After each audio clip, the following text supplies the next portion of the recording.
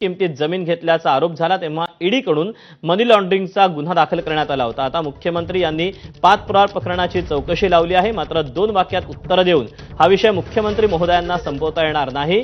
त्यांच्यासाठी हे काही प्रश्न आपण जाणून घेऊया।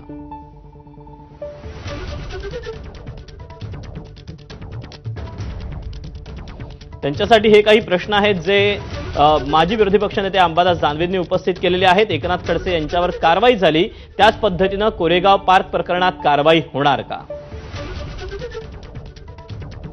सावळ्या गोंधळात व्यवहार झालेला दिसत असताना व्यवहार सरकार रद्द करणार का? ज्या उद्योग विभागाने स्टॅम्प ड्युटी माफ केली त्यांची चौकशी सरकार करणार का? चौकशी कोण करणार? चौकशी करणाऱ्यांची नावं कधी जाहीर करणार? निश्चित कालमर्यादेत चौकशी होणार काय?